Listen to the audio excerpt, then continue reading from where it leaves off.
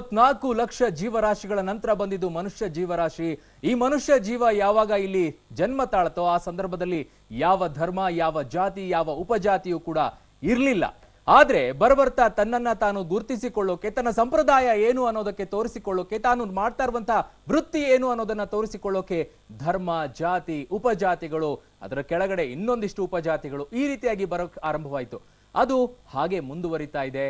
ಈಗಲೂ ಕೂಡ ಹೊಸ ಸೇರ್ಪಡೆ ಲಿಂಗಾಯತ ಧರ್ಮ. ಲಿಂಗಾಯತ ಧರ್ಮ ಅನ್ನೋದನ್ನ ಈಗ ಕೇಳ್ತಾ ಇಲ್ಲ, ದಶಕಗಳಿಂದಲೂ ಕೂಡ ಇದಕ್ಕೆ ಒತ್ತಾಯವನ್ನ ಮಾಡ್ಕೊಂಡು ಬರ್ತಾ ಇದ್ದಾರೆ. ಲಿಂಗಾಯತ ಧರ್ಮ ಬೇಕು, ಯಾಕಂತಂದ್ರೆ ಇದು ಹಿಂದೂ ಧರ್ಮಕ್ಕೆ ಸೇರಿದ್ದಲ್ಲ, ಹಿಂದೂ ಧರ್ಮದಿಂದಲೂ ಕೂಡ ವಿಭಿನ್ನವಾಗಿರುವಂತಹ ಸಂಪ್ರದಾಯವನ್ನ ಇದು ಹೊಂದಿದೆ ಅನ್ನೋ ಮಾತನ್ನ ಹೇಳ್ತಾ ಇದ್ದಾರೆ. ಹಾಗಿದ್ರೆ ಲಿಂಗಾಯತ ಧರ್ಮ ಹಿಂದೂ ಧರ್ಮದಲ್ಲಿ ಸೇರ್ಕೊಳ್ಳೋದಿಲ್ವಾ? ಹಾಗಿದ್ರೆ ಲಿಂಗಾಯತ ಧರ್ಮದಲ್ಲಿ ಇರುವಂತದ್ದು ವೀರಶೈವ ಧರ್ಮ ಅಲ್ವಾ? ವೀರಶೈವರು ಲಿಂಗಾಯತರು ಎರಡೂ ಕೂಡ ಬೇರೆ ಬೇರೆನಾ? ಯಾಕೆ ಈ ರೀತಿಯಾದಂತಹ ವಿಚಾರಗಳು ಬರ್ತಾ ಇದೆ? ಹಾಗಿದ್ರೆ ಸಮಾನತೆಯನ್ನ ಹೇಳ್ತಾ ಇದ್ದಂತಹ ಬಸವಣ್ಣನವರು ವೀರಶೈವರು ನಾವು ಲಿಂಗಾಯತರ ಜೊತೆಗೆ ಹೋಗ್ತೀವಿ ಅಂದಾಗ ಯಾಕೆ ಬೇಡ ಅಂತಾರೆ? ಈ ರೀತಿಯಾದಂತಹ ಪ್ರಶ್ನೆಗಳು ನಮ್ಮಲ್ಲಿ ಹುಟ್ಕೊಳ್ತಾ ಇದೆ. ಮಗದೊಂದು ರೀತಿ ಅವರಿಗೆ ವೇದಿಕೆಯನ್ನ ನಾವು ಕಲ್ಪಿಸಿಕೊಡ್ತಾ ಇದ್ದೇವೆ ಹೊರತು ಬೇರೆ ಯಾವ ಉದ್ದೇಶನೂ ಇಲ್ಲ. ಏನು ಅವರ ಮಾತು, ವೀರಶೈವರ ಮಾತೇನು, ಜೊತೆಗೆ ಲಿಂಗಾಯತರ ಮಾತೇನು, ಇವೆಲ್ಲದರ ಬಗ್ಗೆ ಕೂಡ ಚರ್ಚೆ ಮಾಡೋಣ. ಇದೆ ಹೊತ್ತಿನ ವಿಶೇಷ ಧರ್ಮ ದಂಗಲ್.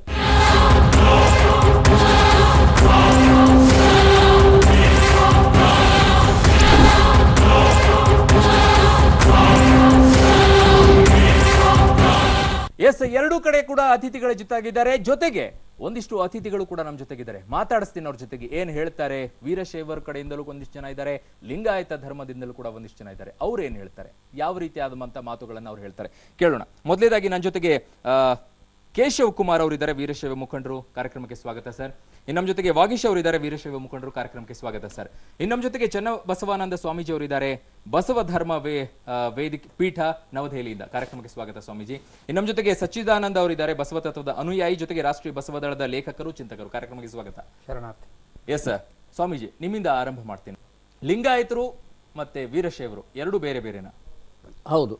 ಹೇಗೆ? ನಾವು ಲಿಂಗಾಯತ ಅನ್ನುವಂಥದ್ದು 12ನೇ ಶತಮಾನದಲ್ಲಿ ವಿಶ್ವಗುರು ಬಸವಣ್ಣನವರಿಂದ ಸ್ಥಾಪಿಸಲ್ಪಟ್ಟಂತಹ ಒಂದು ಧರ್ಮ. ಇದು ವೈದಿಕ ಧರ್ಮ ಅಥವಾ ಹಿಂದೂ ಧರ್ಮದಿಂದ ಪ್ರತ್ಯೇಕವಾಗಿದೆ.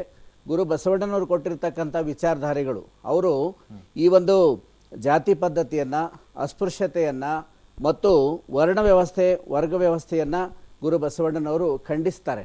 ಮತ್ತು ಅಲ್ಲಿರ್ತಕ್ಕಂಥ ಲಿಂಗ ತಾರತಮ್ಯ, ಜಾತಿ ಭೇದ ಇವೆಲ್ಲವನ್ನು ಕೂಡ ಖಂಡಿಸಿ ಬಸವಣ್ಣನವರು 12ನೇ ಶತಮಾನದಲ್ಲಿ ಒಂದು ಹೊಸದಾದಂತಹ ವೈಚಾರಿಕವಾದ ಮತ್ತು ಪರಿಪೂರ್ಣವಾದಂತಹ ಒಂದು ಧರ್ಮವನ್ನು ಕೊಟ್ಟರು.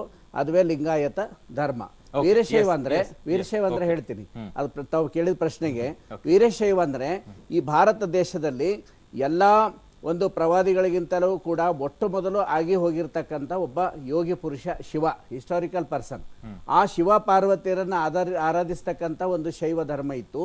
ಆ ನಂತರದಲ್ಲಿ ವೈಷ್ಣವ ಬಂತು. ಈಗ ಶೈವ ಮತ್ತು ವಿಷ್ಣುನನ್ನು ಆರಾಧಿಸುವವರು ವೈಷ್ಣವರು, ಶಿವನನ್ನು ಆರಾಧಿಸುವವರು ಶೈವರು. ಅವು ಎರಡೂ ಸೇರಿ ಇವತ್ತಿನ ದಿವಸ ಹಿಂದೂ ಧರ್ಮ ಆಗಿದೆ. ಆ ಹಿಂದೂ ಧರ್ಮ ಅಥವಾ ಶೈವದಲ್ಲಿ ಬರತಕ್ಕಂಥ ಒಂದು ಪಂಥ, ಒಂದು ಸಣ್ಣ ಕಲ್ಟ್ ವೀರಶೈವ. ಅದಕ್ಕಾಗಿ ಪ್ರತ್ಯೇಕ ಧರ್ಮ ಲಿಂಗಾಯತ ಧರ್ಮ, ವೀರಶೈವ ಒಂದು ಪಂಥ. ಓಕೆ, ಹಾಗಿದ್ರೆ ಕೇಶವ್ ಅವರೇ, ಲಿಂಗಾಯತ ಸಮುದಾಯ ಮೊದಲು ಬಂದಿದ್ದ ಅಥವಾ ವೀರಶೈವ ಸಮುದಾಯ ಮೊದಲು ಬಂದಿದ್ದ? ಕಾಶಿನಲ್ಲಿ ವಿಶ್ವನಾಥ ಇದ್ದಾನೆ. ವಿಶ್ವನಾಥನ್ಗೆ ಕಾಶಿ ಅಂತಾರೆ, ವಾರಣಾಸಿ ಅಂತಾರೆ, ಬನಾರಸ್ ಅಂತಾರೆ. ಹೌದು, ಎಲ್ಲ ಇರೋದೇ ಒಬ್ಬನೇ. ಅದೇ ತರನೇ ವೀರಶೈವ ಲಿಂಗಾಯತ ಎಲ್ಲ ಒಂದೇನೆ. ನನ್ನ ಮನೆಯಲ್ಲಿ ನಾನು ಲಿಂಗಾಯತ, ನನ್ನ ಹೆಂಡತಿ ಸಾದ್ರು, ನನ್ನ ಸೊಸೆ ಬಂದು ಇದು ಪಂಚಪೀಠ. ಅಂದ್ರೆ ನಾವೇನೋ ಸಪರೇಟ್ ಆಗ್ಬಿಡ್ಬೇಕಾ ಈಗ? ಏನ್ ಸರ್ ಇದು? ಅದಕ್ಕೊಂದು ಬೆಲೆ ಬೇಡವಾ? ಏನ್ ಇವತ್ತು ನಿನ್ನೆ ನನಗೆ ಮಾದೇವರು ಹೇಳ್ತಾ ಇದ್ರು ಲಿಂಗಾಯತರೇ ಬೇರೆ ಸಪರೇಟು, ವೀರಶೈವರೇ. ಹಂಗಾರೆ ಮಾತಾಜಿಯವರೇ ನಮ್ಮನ್ನ ಸಪರೇಟ್ ಮಾಡ್ಬಿಡಿ, ನಾವೆಲ್ಲ ಡಿವೈಡ್ ಆಗ್ಬಿಡ್ತೀವಿ. ಬಸವಣ್ಣನ ಫೋಟೋಗಳನ್ನ ವೀರಶೈವರು ಹಾಕೊಳ್ತಾರ, ಎಲ್ಲಾರು ಇಟ್ಕೊಳ್ತಾರೆ ಸರ್. ಇವತ್ತಿನ ದಿನ ನಮ್ಗೆ ಕೇಳಿ ಬರ್ತಾ ಇರುವಂತ ಮಾತೇ ಅದು. ಬಸವಣ್ಣನವರ ಚಿತ್ರವನ್ನ ಯಾರು ಕೂಡ ಇಟ್ಕೊಳ್ಳೋದಿಲ್ಲ. ಯಾರು ಸರ್ ಹೇಳಿದ್ದು? ಏನ್ ಸರ್? ಪೀಠಗಳಲ್ಲಿ 5 ಪೀಠಗಳಲ್ಲೂ ಕೂಡ ಬಸವಾದಿ ಶರಣರ ಫೋಟೋ ಇದೆ. ಅವರು ಸನಾತನ ಧರ್ಮದ ಪರಂಪರೆಯನ್ನ ಒಂದು ಕಡೆ ರೇಣುಕಾದಿ ಪಂಚಾಚಾರ ಫೋಟೋಗಳು ಮಾತಾಜಿ ಅವರೊಬ್ರು ಹಾಕಿಲ್ಲ. ಇವತ್ತು ಸುತ್ತೂರಲ್ಲಿ ನಮ್ಮ ರೇಣುಕಾಚಾರ್ಯ ಫೋಟೋ ಇದೆ, ಸಿದ್ಧಗಂಗಾ ಮಠದಲ್ಲಿದೆ, ಸಿರಿಗೆರೆಯಲ್ಲಿದೆ, ಅನೇಕ ಮಠಾಧೀಶರಲ್ಲಿ ಫೋಟೋಗಳಿದೆ. ಇದೆ. ವೀರಶೈವ ಸನಾತನ ಧರ್ಮ, ವೀರಶೈವ ಲಿಂಗಾಯತ ಬೇರೆ ಇಲ್ಲ, ಒಂದೇ. ಅದು ಆ ರೇಣುಕಾಚಾರ್ಯರನ್ನ ಕಲ್ಲಲ್ಲಿ ಹುಟ್ಟಿದವರನ್ನ ಜೊತೆಗೆ ಇಟ್ಕೊಂಡಿರೋದಕ್ಕೆ ಅವರನ್ನ ನಾವು ಲಿಂಗಾಯತ ಅಂತ ಕರೆಯೋದಿಲ್ಲ. ಈ ಜಗತ್ತಿನಲ್ಲಿ ಯಾರು ಕೂಡ ಕಲ್ಲಲ್ಲಿ ಹುಟ್ಟೋದಿಲ್ಲ. ಅವರು ರೇಣುಕಾಚಾರ್ಯರ ಪರಂಪರೆಗೆ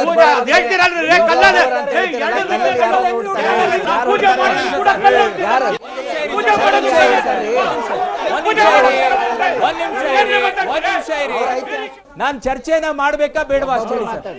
ಅವರೆಲ್ಲ ನೋಡಿ ಆ ತುಳಸಿ ಮಾಲೆ ಆಮೇಲೆ ಬೇರೆ ಅಣ್ಣ ಮಣಿ ಎಲ್ಲವನ್ನು ಹಾಕೊಂಡಿದ್ದಾರೆ. ಅದಕ್ಕೆ ಅವರು ವೀರಶೈವರು. ಅದಕ್ಕೆ ಲಿಂಗನೂ ಹಾಕೊಂಡಿದ್ದಾರೆ. ಒಂದ್ ನಿಮಿಷ ಕಾವಿ ಬಟ್ಟೆ ಸಂಕೇತ ಹಿಂದೂ ಸಮಾಜದಿಂದ ಬಂದಿರೋದು. ಬಸವಣ್ಣವರು ಕಾವಿ ಬಟ್ಟೆ ಹಾಕೊಂಡು ಗುರು ಹಾಗೆ ಅಂತ ಹೇಳಿಲ್ಲ.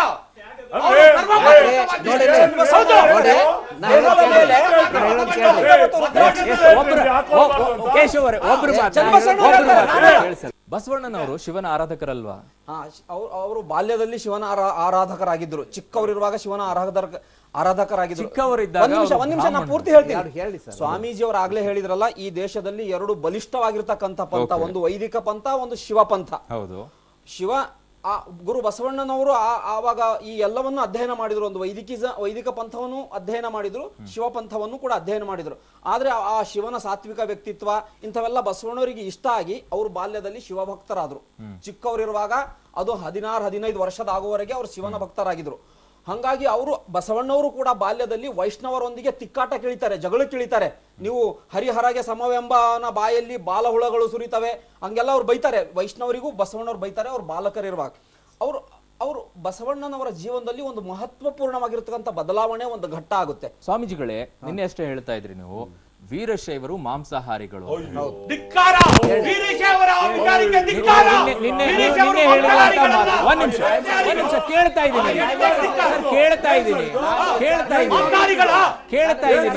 ಅದಕ್ಕೆ ಉತ್ತರ ಕೊಡ್ತಾರೆ ಸರ್. ಉತ್ತರ ಕೊಡ್ತಾ ಇದ್ದಾರೆ ವಾಗೀಶ್ವರೇ, ಕೇಶವರೇ ಉತ್ತರ ಕೊಡ್ತಾ ಇದ್ರು. ಒಂದ್ ನಿಮಿಷ ಸರ್, ಒಂದ್ ನಿಮಿಷ.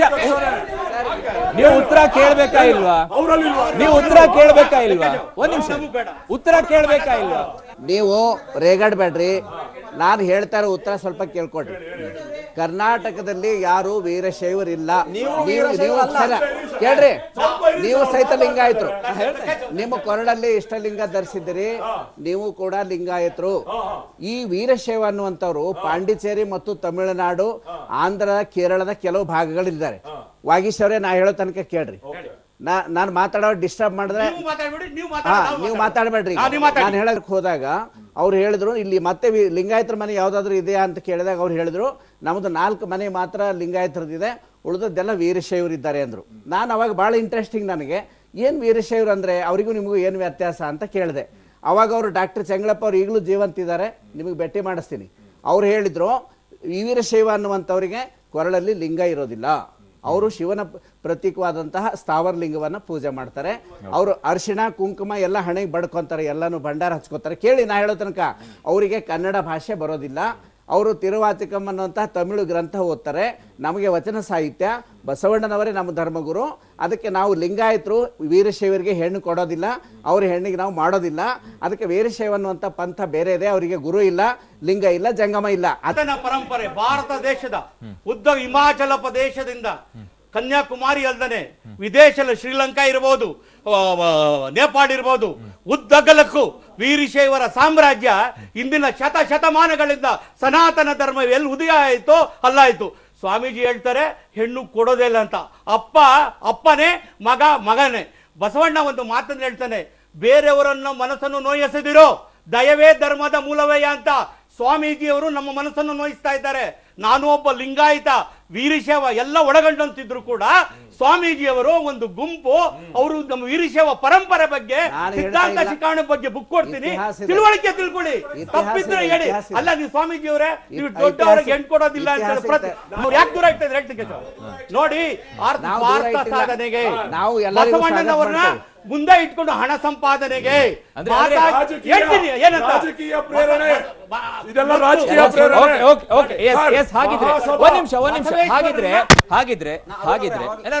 ಹಾಗಿದ್ರೆ ಬಸವಣ್ಣನವರು ಹೇಳಿದ್ದು ಸಮಾನತೆ ಅಂತ ಹೇಳಿ ಎಲ್ಲರೂ ಸಮಾನರಾಗಿರ್ಬೇಕು ಅಂತ. ಹಾಗಾಗಿನೇ ಜನಿವಾರ ಹಾಕುವಂತ ಸಂದರ್ಭದಲ್ಲಿ ಅಕ್ಕನಿಗೂ ಕೂಡ ಹಾಕಬೇಕು ಅಂದಾಗ ಹಾಕಕ್ಕಾಗಲ್ಲ, ಪುರುಷನಿಗೆ ಮಾತ್ರ ಬೇಕು ಅಂತ ಹೇಳಿದಾಗ ಅದರ ಧಿಕ್ಕರಿಸಿ ಹೊರಗಡೆ ಬಂದಂತವ್ರು ಬಸವಣ್ಣನವರು. ಆ ಸಮಾನತೆ ಬೇಕು ಅಂತ ಹೇಳಿದಾಗ ವೀರಶೈವರು ನಿಮ್ ಜೊತೆಗೆ ನಾನು ಬರ್ತೀನಿ ಅಂದಾಗ ಯಾಕೆ ಸೇರಿಸ್ಕೊಳ್ಳೋಕೆ ಹಿಂದೇಟ್ ಹಾಕ್ತಾರೆ? ಒಂದೇ ಒಂದು ಮಾತು ತಿಳ್ಕೊಬೇಕು ಅವರು. ವೀರಶೈವ ಅಂತ ಪ್ರತಿಪಾದನೆ ಮಾಡ್ತಾ ಇರುವಂತಹ ಪಂಚಪೀಠದ ಏನು ಪಂಚಾಚಾರ್ಯರು ಅಂತ ನಾವು ಹೇಳ್ತೀವಿ, ಆ ಒಂದು ಪಂಚಪೀಠದ ಸ್ವಾಮಿಗಳು ಬಸವಣ್ಣನವರನ್ನ ಲಿಂಗಾಯತ ಧರ್ಮದ ಸಂಸ್ಥಾಪಕರು ಅಂತ ಒಪ್ಪೋದಿಲ್ಲ. ಅದಕ್ಕಾಗಿ ನಾವು ಲಿಂಗಾಯತ ಧರ್ಮದ ಸ್ಥಾಪಕರು ಬಸವಣ್ಣನವರು ಅನ್ನೋದಕ್ಕೆ ವಚನ ಸಾಹಿತ್ಯದಲ್ಲಿ ಸಮಾನತೆ ಹೇಗಾಯ್ತು ಸ್ವಾಮಿ? ಆಧಾರ ಇದೆ. ಒಂದ್ ಕೇಳಿ ನಿಮಿಷ. ಸರ್, ಕೇಳಿ. ಸಮಾನತೆ ಹೇಗಾಯ್ತು? ಲಿಂಗಾಯತ ಧರ್ಮದಲ್ಲಿ ವೀರಶೈವರಿದ್ದಾರೆ, ಅವರು ಲಿಂಗ ಕಟ್ಕೊಂಡು ಬರ್ಬೋದು. ಈ ತತ್ವ ಸಿದ್ಧಾಂತ ಒಪ್ಕೋಬೇಕು. ಬಸವಣ್ಣನವರ ಧರ್ಮಗುರು ಅಂತ ಒಂದ್ ನಿಮಿಷ. ಹಾಗಿದ್ರೆ ಲಿಂಗಾಯತರ ತತ್ವ ಸಿದ್ಧಾಂತಗಳನ್ನ ಬಸವಣ್ಣನವರು ಹೇಳಿರುವಂತ ತತ್ವ ಸಿದ್ಧಾಂತಗಳನ್ನ ಒಪ್ಕೊಳ್ಳೋಕೆ ರೆಡಿ ಇದ್ದೀರಾ? ಬಸವಣ್ಣನವರು ಯಾವ ಧರ್ಮ ಸ್ಥಾಪಕರು ಅಲ್ಲ, ನೋಡಿ, ಜನರಿಂದ ಗುರುವಾಗಿದ್ದು. ಜನರಿಂದ ಗುರುವಾಗಿದ್ದಾರೆ.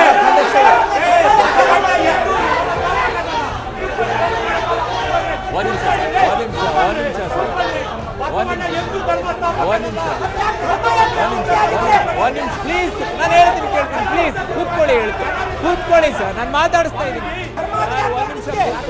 ಒಂದ್ ನಿಮಿಷ ಕೂತ್ಕೊಳ್ಳಿ. ಹಣವಾಗಿ ಆರ್ಥಿಕವಾಗಿ ಚರ್ಚೆ ಮಾಡಿ. ನಾನು ಮಾತಾಡ್ತೀನಿ ಅಂತ ಹೇಳಿ ನಾನು ಮಾತಾಡ್ತೀನಿ. ವೀರಶೈವ ಲಿಂಗಾಯತರಿಗೆ ಅರೆಸ್ಟ್ ಆಗಿ ಬಂದಿರೋನು ನಿಂತ್ಕೊಳ್ತೀನಿ. ಅದು ಯಾರು ಹೊಡಿತಾರ ಹೊಡೆದು ಬಿಡ್ಲಿ.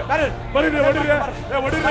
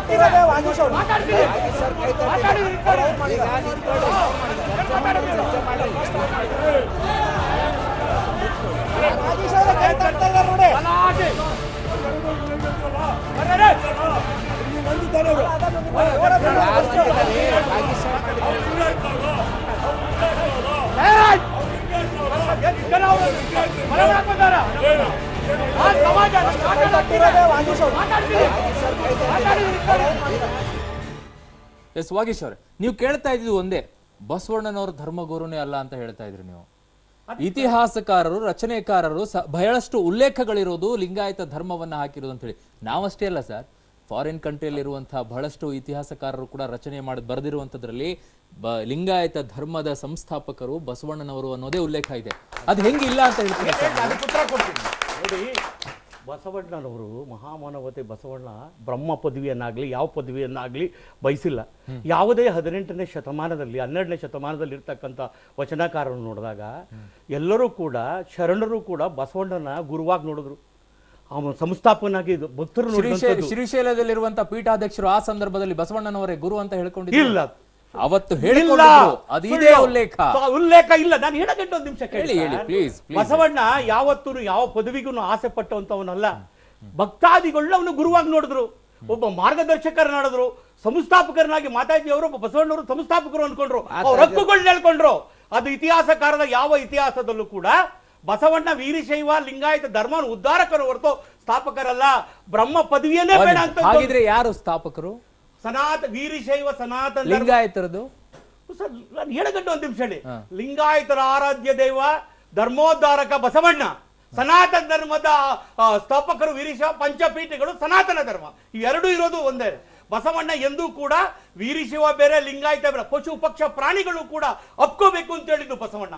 ಪ್ರತಿಯೊಬ್ಬರು ಇಲ್ಲಿ ಕೂತಿರೋರೆಲ್ಲ ನಮ್ಮವರೇ, ಅಲ್ಲಿರೋ ಮಹಾಮಾನವತೆವಾದಿ ಅಂತ ಬಸವಣ್ಣನವರ ವಚನಗಳಿಗೆ ಅಪಚಾರ ಮಾಡಬಾರದು. ದೇವಸ್ಥಾನಗಳು ಮತ್ತು ಗುಡಿಗುಂಡಾರನ್ನ ಸನಾತನ ಧರ್ಮದಲ್ಲಿದೆ ಅಂತ ನೀವು ಹೇಳ್ತಿದ್ರಿ. ಇವತ್ತು ಬಸವಣ್ಣನವರು ತಮ್ಮ ಮೂರ್ತಿನೇ ಪೂಜೆ ಮಾಡಬಾರ್ದು ಎಂದವರು ಮೂರ್ತಿಗಳನ್ನ ಪೂಜೆ ಮಾಡ್ತಾ ಇದ್ದಾರೆ. ಬಸವಣ್ಣವನಿಗೆ ಅಪಚಾರ. ಕಾಯಕವೇ ಕೈಲಾಸ ಅಂದ್ರೆ ಏನಂದ್ರೆ ನಾನು ಊಟ ಮಾಡಿ ದೇಹವನ್ನು ದಂಡಿಸಿ ಪ್ರತಿಯೊಬ್ಬರಿಗೂ ದಾನವನ್ನು ಮಾಡಿ ಅಂತ ಹೇಳಿದ್ದು ಬಸವಣ್ಣ. ಅವ್ರು ಇನ್ನೇನಿಲ್ಲ, ಕೇಳಿರೋ ಶ್ರೀ ಸ್ವಾತಂತ್ರ್ಯ ಪ್ರಶ್ನೆ ಸಮಾಜ ಅದಕ್ಕೆ ಉತ್ತರವನ್ನ ಪಡ್ಕೊಳ್ತೀವಿ. ಎಲ್ಲಿದೆ? ಅದಕ್ಕೆ ಉತ್ತರವನ್ನ ಪಡ್ಕೊಳ್ತೀವಿ. ಎಸ್ ಕೇಳಿದ ಪ್ರಶ್ನೆಗೆ ಉತ್ತರ ಕೊಡಬೇಕು. ಎಸ್ ಸರ್, ಈಗ ವಾಗೀಶ್ ಬಾಬು ಅವರು, ಒಂದ್ ನಿಮಿಷ ಬರ್ತೀನಿ. ವಾಗೀಶ್ ಪ್ರಸಾದ್ ಅವರು ಯಾವುದೇ ಒಂದು ತತ್ವವನ್ನ ಹಿಡ್ಕೊಂಡು ಮಾತಾಡಲ್ಲ. ಅವರು ಸನಾತನ ಧರ್ಮದ ಸಿದ್ಧಾಂತಗಳು ಬೇರೆ, ಶೈವದ ಸಿದ್ಧಾಂತಗಳೇ ಬೇರೆ, ವಿಶ್ವಗುರು ಬಸವಣ್ಣನವ್ರು ಕೊಟ್ಟಿರ್ತಕ್ಕಂಥ ಲಿಂಗಾಯತ ಧರ್ಮದ ಸಿದ್ಧಾಂತನೇ ಬೇರೆ. ಲಿಂಗಾಯತ ಧರ್ಮದಲ್ಲಿ ಏಕದೇವೋಪಾಸನೆ ಇದೆ. ಲಿಂಗಾಯತ ಧರ್ಮದ ಸಂಸ್ಥಾಪಕರು, ನಾನು ಮಾತಾಡೋರಿಗೂ ಸುಮ್ಮನಿರಿ, ಲಿಂಗಾಯತ ಧರ್ಮದ ಸಂಸ್ಥಾಪಕರು ವಿಶ್ವಗುರು ಬಸವಣ್ಣನವರು. ನನಗೆಯೂ ಗುರು ನಿಮಗೆಯೂ ಗುರು ಜಗವೆಲ್ಲಕ್ಕೆಯೂ ಗುರು ಕಾಣ ಗುಹೇಶ್ವರ ಅಂತೇಳಿ ಅಲ್ಲಮ ಪ್ರಭುದರು ಹೇಳ್ತಾರೆ. ಆದಿಯಲ್ಲಿ ನೀನೇ ಗುರುವಾದ ಕಾರಣ ನಿನ್ನಿಂದ ಹುಟ್ಟಿತ್ತು ಲಿಂಗ, ಆದಿಯಲ್ಲಿ ನೀನೇ ಲಿಂಗವಾದ ಕಾರಣ ನಿನ್ನಿಂದ ಹುಟ್ಟಿತ್ತು ಜಂಗಮ, ಆದಿಯಲ್ಲಿ ನೀನೇ ಜಂಗಮವಾದ ಕಾರಣ ನಿನ್ನಿಂದ ಹುಟ್ಟಿತ್ತು ಪ್ರಸಾದ, ಆದಿಯಲ್ಲಿ ನೀನೇ ಪ್ರಸಾದಿಯಾದ ಕಾರಣ ನಿನ್ನಿಂದ ಹುಟ್ಟಿತ್ತು ಪಾದೋದಕ ಅಂತೇಳಿ ನಮಗೆ ಶೂನ್ಯ ಪೀಠದ ಪ್ರಥಮ ಜಗದ್ಗುರುಗಳಾದಂತಹ ಅಲ್ಲಮ ಪ್ರಭುದೇವರು ಹೇಳ್ತಾ ಇದ್ದಾರೆ. ಅನೇಕ ವಚನಗಳಲ್ಲಿ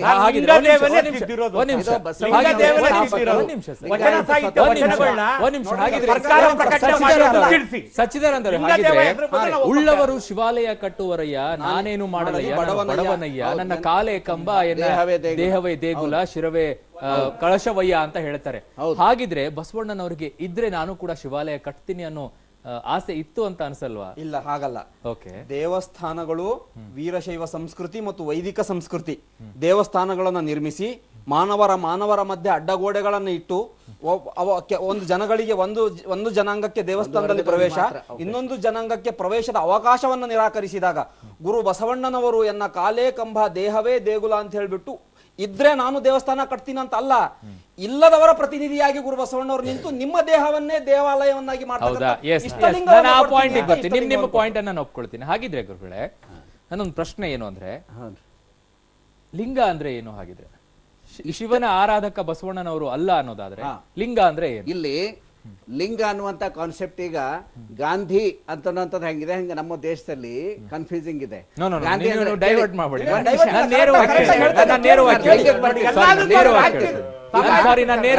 ಬೇರೆ ಬೇರೆ ಗಾಂಧಿ ಇರ್ಬೋದು, ಮಹಾತ್ಮ ಗಾಂಧಿ ಬೇರೆ, ರಾಹುಲ್ ಗಾಂಧಿ ಬೇರೆ, ಎಲ್ಲ ಗಾಂಧಿ ಬೇರೆ ಇದೆ. ಲಿಂಗ ಅಂದ್ರೂ ಕೂಡ 3 ಪ್ರಕಾರದ ಲಿಂಗಗಳಿದೆ. ನಾನು ಹೇಳ್ತೀನಿ ಸರ್, 3 ಪ್ರಕಾರ. ಒಂದೇದು ಯೋಗಿ ಶಿವನಾಗಿರ್ತಕ್ಕಂಥ ಮಹಾತ್ಮನ ಒಂದು ಶಿವನ ಲಿಂಗ, ಮಹಾದೇವ ಗುಡಿಗಳು ಏನಿರ್ತಾವ ಸ್ಥಾವರ ಲಿಂಗಗಳು, ಅದು ಶಿವನ ಕುರು ಆಗಿರ್ತಕ್ಕಂಥ ಲಿಂಗ. ಅದನ್ನು ಸಣ್ಣ ಪ್ರಮಾಣದಲ್ಲಿ ಜಗಲಿ ಮೇಲೆ ಏನು ಮನೆಯಲ್ಲಿ ಇಟ್ಕೊಂಡು ಪೂಜೆ ಮಾಡ್ತಾರೋ ಅದು ಕೂಡ ಶಿವನ ಕುರುಹು, ಅದಕ್ಕೆ ಚರಲಿಂಗ ಅಂತಾರೆ. ಆದರೆ ಲಿಂಗಾಯತ್ರ ಕಟ್ಟಿಕೊಳ್ತಕ್ಕಂತಹ ಈ ಲಿಂಗ ಈಗ ಅವ್ರ ಕೊಳ್ಳಲ್ಲೂ ಇದೆ, ನಮ್ಮ ಕೊಳ್ಳಲ್ಲೂ ಇದೆ.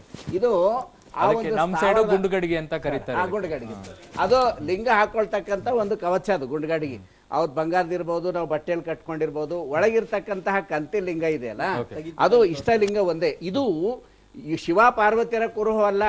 ಇದು ಜಗದಗಲ ಮುಗಿಲಗಲ ಮಿಗೆಯಗಲ ನಿಮ್ಮಗಲ ಪಾತಾಳದಿಂದ ಹತ್ತತ್ತ ನಿಮ್ಮ ಶ್ರೀಚರಣ, ಬ್ರಹ್ಮಾಂಡದಿಂದ ಹತ್ತತ್ತ ನಿಮ್ಮ ಶ್ರೀ ಮುಕುಟ ಅಂತ ಹೇಳಿ ಯಾವುದು ಸಾವಿಲ್ಲದ ಕೇಡಿಲ್ಲದ ಅಬ್ಸಲ್ಯೂಟ್ ರಿಯಾಲಿಟಿ ಗಾಡ್ ಅಂತ ಹೇಳ್ತಾರೆ. ದಟ್ ವಿಚ್ ಜನರೇಟ್ಸ್, ಗಾಡ್ ಅಂದ್ರೆ ಏನು?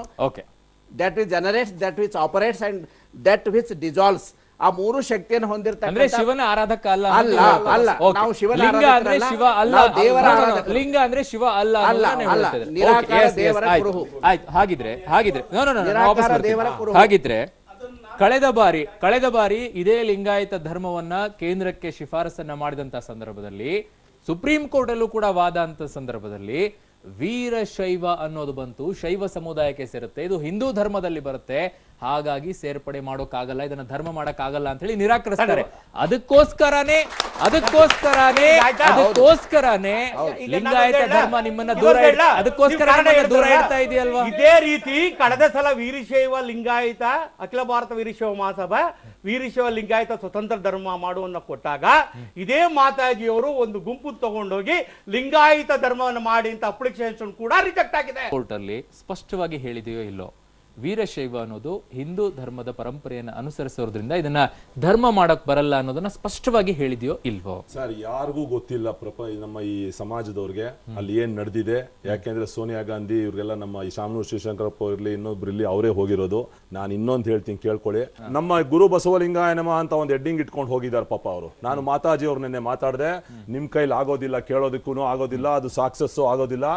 ಎನಿಥಿಂಗ್ ಫ್ರಮ್ ದಿ ಅಖಿಲ ಭಾರತ ವೀರಶೈವ ಮಹಾಸಭಾಯಿಂದ ವೀರಶೈವ ಲಿಂಗಾಯತ ಎರಡೂ ಸೇರ್ಸಿನೇ ಅಲ್ಲಿ ಡಿಮ್ಯಾಂಡ್, ಒಂದು ನಿಮಿಷ ಸರ್, ಅಲ್ಲಿರೋದು ಡಿಮ್ಯಾಂಡು ಇದೇ ಸಕ್ಸಸ್ ಆಗೋದು. ನಾಳೆ ದಿನ ಇವ್ರದ್ದು ರಿಜೆಕ್ಟ್ ಆಗೇ ಆಗುತ್ತೆ ಸರ್. ನಾನು ಚಾಲೆಂಜ್ ಮಾಡಿದ್ದೀನಿ, ಮಾತಾಜಿಯವ್ರಿಗೂ ಚಾಲೆಂಜ್ ಮಾಡಿದ್ದೀನಿ, ಮೇಡಮ್ ನಿಮ್ ಕೈಲಿ ಆಗೋದಿಲ್ಲ. ನಾನು 75ನೇ ಇಸ್ವಿಯಿಂದ ಮಾತಾಜಿ ಅವ್ರ ಜೊತೆ ಇರೋದು. ನಾನು ಅವರು ನಿಮ್ಮನ್ನ ಸೇರಿಸ್ಕೊಳ್ಳೋಗ್ತಾ ಇರಲ್ಲ, ನೀವು ಅವ್ರನ್ನ ಸೇರಿಸ್ಕೊಂಡೇ ಹೋಗ್ತೀವಿ. ಮಾಡ್ತೀವಿ, ಬಿಡಲ್ಲ, ಅವರೇ ಬೇಡ ಅಂತಿದ್ದಾರೆ. ಹೊಡೆಯೋದಕ್ಕೆ ಅವ್ರ ಅಪ್ರಾಣವಾಗಲ್ಲ. ಸಮಾಜದ ಯುವಕರು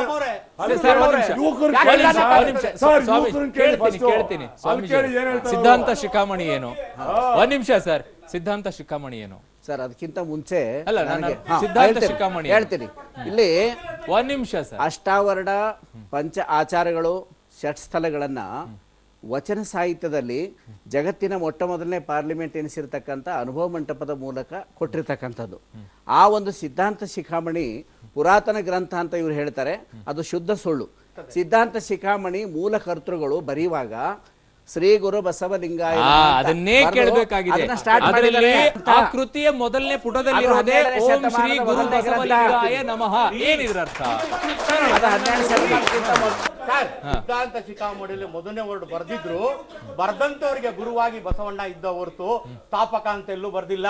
ಸಿದ್ಧಾಂತ ಶಿಖಾಮಣಿ ತತ್ವ ಮೂಲ ಸಂದೇಶಗಳೇ. ಹಂಗಿದ್ರೆ ಲಿಂಗಾಯತ ಧರ್ಮ ಶುರುವಾಗಿದ್ದು ಯಾವಾಗ ಸರ್? ಹಂಗಿದ್ರೆ ಸಿದ್ಧಾಂತ ಶಿಖಾಮಣಿ ಸಂಸ್ಕೃತದಲ್ಲಿ ಇದ್ದಂತನು ಮಹಾಮಾನವತೆ ಬಸವಣ್ಣ ಕನ್ನಡದ ಕೊಡುಗೆಗಾಗಿ ವಚನ ಸಾಹಿತ್ಯವನ್ನು ತಂದಂತದ್ದು, ಸರಳ ಭಾಷೆಯಲ್ಲಿ ಕನ್ನಡಿಗರಿಗೆ ಮಹಾ ಕೊಡುಗೆ ಕೊಟ್ಟಂತದ್ದು ಬಸವಣ್ಣ. ವಚನ ಇದು ಸಿದ್ಧಾಂತ ಶಿಖಾಮಣಿ ಸಂಸ್ಕೃತದಲ್ಲಿರೋದು.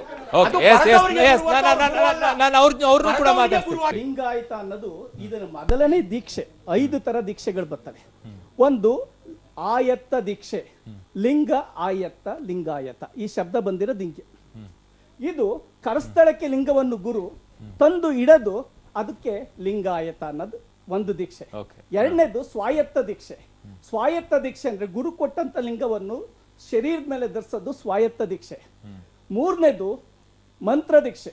ಓಂ ನಮಃ ಶಿವಾಯ ಅನ್ನೋದು ಗುರು ಉಪದೇಶ ಮಾಡ್ತಾನೆ, ಅದು ಮಂತ್ರ ದೀಕ್ಷೆ. ಆಮೇಲೆ ಉಪಮಾನವ ದೀಕ್ಷೆ. ಇದು ನಿನ್ನ ಪ್ರಾಣದಂತೆ ಈ ಲಿಂಗವನ್ನು ಇದನ್ನ ಮಾಡ್ಕ, ಈ ಪ್ರಾಣ ಈ ಆತ್ಮ ಬೇರೆ ಅಲ್ಲ, ಈ ಲಿಂಗನು ಬೇರೆ ಅಲ್ಲ ಅಂತ ಹೇಳೋದು ಉಪಮಾನ, ಪ್ರಸಿದ್ಧವಾದದ್ದು ಅಲಂಕಾರ ಶಾಸ್ತ್ರ. ಅಂದ್ರೆ ಎರಡು ಒಂದೇ ಅಂತ ಹೇಳ್ತಾ ಇದ್ದೀರಾ? ವೀರಶೈವ ಲಿಂಗಾಯತ ಅನ್ನೋದು ಎರಡು ಒಂದೇ ಅಂತ ಹೇಳಿ? ಅಲ್ಲ, ಇದನ್ನ ಹೇಳ್ತಾ ಇದ್ದೀನಿ. ಲಿಂಗಾಯತ ಅನ್ನೋ ವೈದಿಕ ಎರಡು ಬೇರೆ ಬೇರೆ ಬರುತ್ತೆ ಅಲ್ಲ ಸರ್? ಇಲ್ಲ ನೋಡಿ, ನಾನು ಹೇಳ್ತಾ ಇರೋದು ಇಲ್ಲಿ ಕರೆಕ್ಟ್ ಆಗಿದೆ. ಈ ಲಿಂಗಾಯತ ಅನ್ನೋದನ್ನ ನಾನು ಉತ್ತರ ಕೊಡ್ತಾ ಇರೋದು, ಇದು ಮೊದಲನೇ ಒಂದು ದೀಕ್ಷೆ ಅಷ್ಟೇ ಹೊರತು ಸಮಗ್ರವಾದಂತ ದೀಕ್ಷೆ ಅಲ್ಲ. ಅಂದ್ರೆ ಲಿಂಗಾಯತ ಅನ್ನೋ ಶಬ್ದ ಇದೆ ಅಲ್ಲ, ಸುಮ್ಮನೆ ಲಿಂಗವನ್ನು ಕೊಡೋದು ಅಷ್ಟೇ ಸಂಬಂಧಪಡುತ್ತೆ. ಆಮೇಲೆ ಲಿಂಗಾಯತ ಅನ್ನೋದು ಸಂಸ್ಕೃತ ಶಬ್ದ, ಕನ್ನಡ ಶಬ್ದ ಅಲ್ವೇ.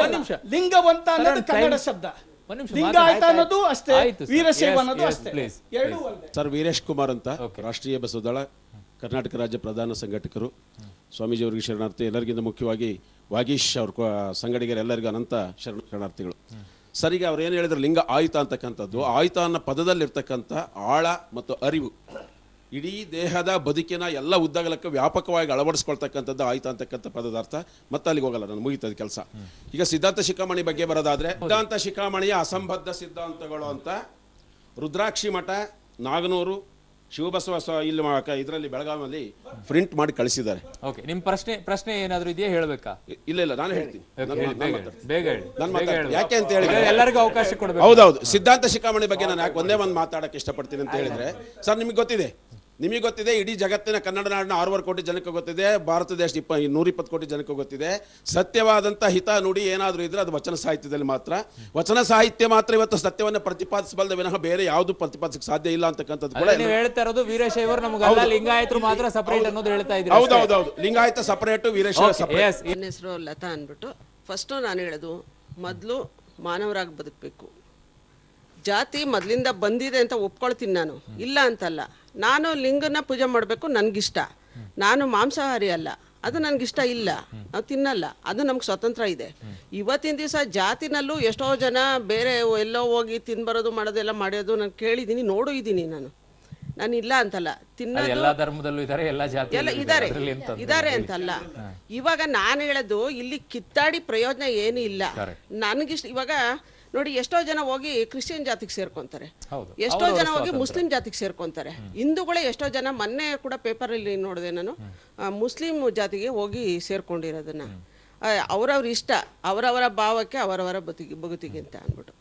ಆದರೆ ಒಬ್ಬ ಮನುಷ್ಯನಾಗಿ ಹುಟ್ಟಿ ಒಬ್ಬ ಆಕ್ಸಿಡೆಂಟಾಗಿ ಒಬ್ಬ ಬಿದ್ದಿರ್ತಾನೆ, ಡಾಕ್ಟ್ರ್ ಹತ್ರ ಎತ್ಕೊಂಡು ಹೋಗ್ತಾರೆ, ಮೊದಲು ಬ್ಲಡ್ ತೊಗೊಂಬನ್ನಿ, ಅವ್ನಿಗೆ ಬ್ಲಡ್ ಕೊಡ್ಬೇಕಂತ ಹೇಳ್ತಾರೆ. ಯಾವ ಜಾತಿನ ಹುಡ್ಕೊಂಡು ಹೋಗ್ತೀರಾ ನೀವು ಅವಾಗ? ಜಾತಿ ಕೇಳ್ತೀರಾ ನೀವು ಅವಾಗ? ಒಂದು ವೀರಶೈವ ಅನ್ನೋ ಹೆಸರು ಬಂದಿದ್ದು ತುಂಬಾ ಪುರಾತನ ಕಾಲದಿಂದ ಒಂದ್ ಕಡೆ ಬಂದಿದೆ ಅನ್ನೋ ಒಂದು ವಾದ ಇಲ್ಲಿವರೆಗೂ ಕೇಳಿದ್ದೇವೆ.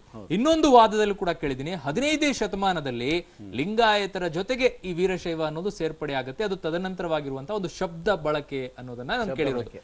ಯಾವುದು ಸರಿ ಇವೆರಡರಲ್ಲಿ ಅಂತ? ಸರ್, ಆಕ್ಚುಲಿ ಹೇಳ್ಬೇಕಂದ್ರೆ ಶೈವ ಧರ್ಮ ಬಹಳ ಪುರಾತನವಾಗಿರ್ತಕ್ಕಂಥದ್ದು, 10,000 ವರ್ಷಗಳಿಗಿಂತ ಪುರಾತನವಾದಂತ ಶೈವ ಧರ್ಮ.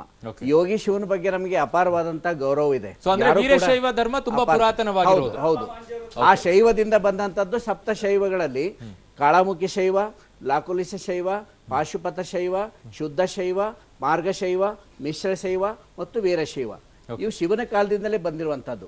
ನಾವು ಹೇಳೋ ವಾದ ಏನಂದ್ರೆ, ವೀರಶೈವರು ನಮ್ಮವರಲ್ಲ ಅಂತ ನಾವು ಧಿಕ್ಕರಿಸ್ತಾ ಇಲ್ಲ. ವೀರಶೈವರು ಕೂಡ ಲಿಂಗಾಯತ ಧರ್ಮವನ್ನು ಸ್ವೀಕಾರ ಮಾಡಿ ವೀರಶೈವ ಲಿಂಗಾಯತ ಅನ್ನುವಂಥದ್ದು ಒಂದು ಪಂಗಡ. 71 ಫ್ಲಾಟ್ ಏನು ಹೇಳಿದ್ರಲ್ಲ ನಮ್ಮ ಶರಣರು, ಆ ಒಂದು ಅಪಾರ್ಟ್ಮೆಂಟ್ದಲ್ಲಿ ವೀರಶೈವದು ಒಂದು ಫ್ಲಾಟ್ ಇದೆ. ಒಂದು ಗೊಂದಲದ ಸ್ಟೇಟ್ಮೆಂಟ್ ಇಶ್ಯೂ ಮಾಡ್ಬಿಟ್ಟು ನಿನ್ನೆ ನಾನು ಮಾತಾಜಿಯವ್ರ ಹತ್ರ ಮಾತಾಡ್ಬೇಕಾದ್ರೆ ಮಾತಾಜಿಯವ್ರು ಏನ್ ಹೇಳಿದ್ರು ಅಂದ್ರೆ, ಮಾತಾಡಿಲ್ಲ ಮಾತಾಜಿಯವರು, ಸುಮ್ಮನೆ ಹೇಳ್ತಾರೆ.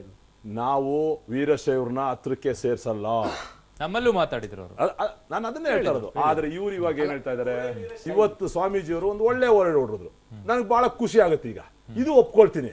ಆದ್ರೆ ನಿನ್ನೆ ಅವ್ರು ಹೇಳಿದಾಗ ನಾವು ವೀರಶೈವ್ರನ್ನ ಮುಟ್ಟೋದೇ ಇಲ್ಲ, ನಾವು ಕರ್ಸೋದೇ ಇಲ್ಲ, ಅಂದ್ರೆ ಯಾಕೆ ದ್ವಂದ್ವ ನೀತಿ ಅಂತ ಹೇಳ್ತಾ ಇದ್ದಾರೆ? ಯಾಕೆ ಹೇಳಿದ್ರು ಇವಾಗ ಇದನ್ನ? ಎಸ್ ವಾಗೀಶ್ ಅವರೇ, ಬಸವಣ್ಣ ದಯವೇ ಧರ್ಮದ ಮೂಲವೇ ಅಂದಾಗ ಇಬ್ರಿಗೂ ನೋಯಿಸ್ದಂಗೆ ಎರಡು ಧರ್ಮಗಳ ಸಮ್ಮಿಳನ ಮಾಡಿ ವೀರಶೈವರಿಗೆ ಲಿಂಗಾಯತರ ಬಗ್ಗೆ ಬಸವಣ್ಣನ ವಚನ ಗೊತ್ತೋದ್ರೆ ವೀರಶೈವರು ಅನ್ನೋರು ಬಸವಣ್ಣನ ವಚನಗಳು ಓದಿ, ಸಿದ್ಧಾಂತ ಶಿಖಾಮಣಿಯ ತತ್ವಗಳನ್ನು ಕೂಡ ಲಿಂಗಾಯತರು ಪಂಚಪೀಠಗಳು ಯಾಕೆ ಬೇಕು ಹಾಗಿದ್ರೆ? ಕೇಳಿದ್ರೆ ಲಿಂಗಾಯತ ಸಮುದಾಯದಲ್ಲಿರುವಂತಹ ಬಹಳಷ್ಟು ನಾಯಕರು ಕೇಳ್ತಾ ಇರುವಂತ ಒಂದೇ ಪ್ರಶ್ನೆ, ನಾವು ಯಾರು ಕೂಡ ಸ್ವಾಮೀಜಿಗಳಾದ್ರೆ ಕೈಯಲ್ಲಿ ಉಂಗುರ ಹಾಕೊಳ್ಳಲ್ಲ, ಆಭರಣಗಳನ್ನ ಹಾಕೊಳ್ಳಲ್ಲ, ಕಿರೀಟಗಳನ್ನೆಲ್ಲ ಅದು ಬಸವ ತತ್ವದಲ್ಲಿ ಇರುವಂತದ್ದಲ್ಲ ಅನ್ನೋದನ್ನ ಹೇಳ್ತಾರೆ. ಹಾಗಿದ್ರೆ ವೀರಶೈವದಲ್ಲಿರುವಂತಹ ಸ್ವಾಮೀಜಿಗಳು ಯಾಕೆ ಅದನ್ನ ಧರಿಸಬೇಕು ಅನ್ನೋ ಪ್ರಶ್ನೆ ಅವ್ರ ಕಡೆಯಿಂದ ಬರ್ತಾ ಇರೋದು. ನಾನು ಹೇಳ್ತೀನಿ, ಹಿಂದೂಲಿಂದಲೂ ಸನಾತನ ಧರ್ಮದ ಪರಂಪರೆಯಲ್ಲಿ ಬಂದಿದ್ದು ಭಕ್ತರು ಗುರುವಾಗಿ ಕಿರೀಟವನ್ನು ಕೊಟ್ಟಿದ್ರು, ಚಿನ್ನವನ್ನು ಕೊಟ್ಟಿದ್ರು. ನನ್ನ ಗುರುವಿನ ಆಶೀರ್ವಾದದಿಂದ ನನ್ಗೇನಾದ್ರು ಒಳ್ಳೇದಾದ್ರೆ ಕಿರೀಟ ಹಾಕೋಬೇಕು ಅಂತ ಕೊಡ್ತೀವಿ. ಅದು ಅವ್ರು ಹಾಕೊಂಡ್ರು ಹೊರತು ಮಾನವ ಧರ್ಮ ಕುಲಕ್ಕೆ ಒಳ್ಳೆಯದಾಗಲಿ ಅಂದರೆ ಪಂಚಪೀಠಗಳು ನಮ್ಮ ಕರ್ನಾಟಕ ರಾಜ್ಯದಲ್ಲಿ ರಂಭಾಪುರಿ, ಶ್ರೀಶೈಲ, ಕಾಶಿ, ಉಜ್ಜಯಿನಿ, ಕೇದಾರ 5 ಪೀಠಗಳು ಕೂಡ ಭಾರತ ದೇಶದಲ್ಲಿ ಸರ್ವಧರ್ಮಕ್ಕೆ ಒಳ್ಳೆಯದಾಗಿ ಕೆಲಸ ಮಾಡ್ತೇವೆ. ಅದೇ ರೀತಿ ಪ್ರತಿಪಾದನೆಗಳು ಶರಣರು ಅನೇಕ, ಸುತ್ತೂರು, ಶಿವಗಂಗಾ, ಸಿದ್ಧಗಂಗಾ ಮತ್ತೆ ಅದಕ್ಕೋಸ್ಕರ ನಿಮ್ಮನ್ನ ನಾವು ಸೇರಿಸ್ಕೊಳ್ಳೋದು